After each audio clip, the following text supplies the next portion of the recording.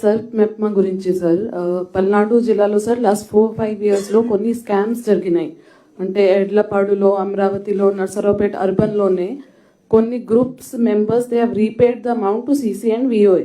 కానీ వాళ్ళది బ్యాంక్కి కట్టకుండా ఓన్గా వాడుకున్నారు లేదా దుర్వినియోగం చేశారు. అన్ని ఇప్పుడు కేసెస్ ఫైనలైజ్ చేసి ఎఫ్ఐఆర్ బుక్ చేసాము, వాళ్ళని పట్టుకున్నాం. కానీ ఆ గ్రూప్స్కి రికవరీ జరగలేదు కాబట్టి ఇప్పటి వరకు లోనింగ్ జరగట్లేదు సార్. లాస్ట్ 1.5 year నుంచి అమరావతి మండల్ మొత్తం we are not able to give any loaning because ఆ బ్యాంకర్స్కి రీపేమెంట్ జరగలేదు.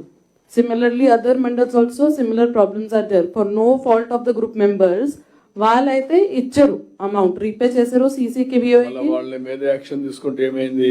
యాక్షన్ తీసుకున్నాము, ఎఫ్ఐఆర్ ఫైల్ చేసాము. వాళ్ళ దగ్గర రికవర్ చేసి కదా, కరోడ్స్ వర్త్ ఉన్నాయి, రికవరీ జరగలేదు సార్. లోన్ రికవరీ వాళ్ళ ఆస్తులు ఉంటే రికవర్ చేసి.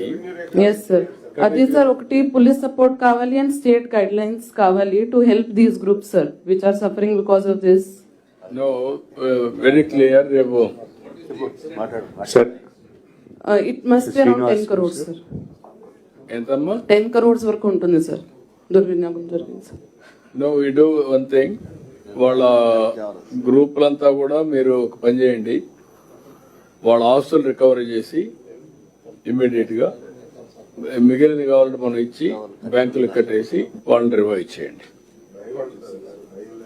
ముందు వాళ్ళ ఆస్తులు రికవర్ చేయండి. ఎంత వస్తుంది వచ్చింది ఆ మెంబర్స్ పేరు తీసుకుని వాళ్ళని ప్రాసిక్యూట్ చేయడం, రికవర్ చేయడం, దానికి బ్యాలెన్స్ మ్యాచింగ్ ఇచ్చేసి వాళ్ళకపోతే కంప్లీట్ చేసి ఓటీఎస్ కూడా అడగొచ్చు సార్ బ్యాంక్స్ ని. వన్ టైం సెటిల్మెంట్ కింద కూడా వాళ్ళు కన్సెషన్ రెండు వర్కౌట్ చేయండి.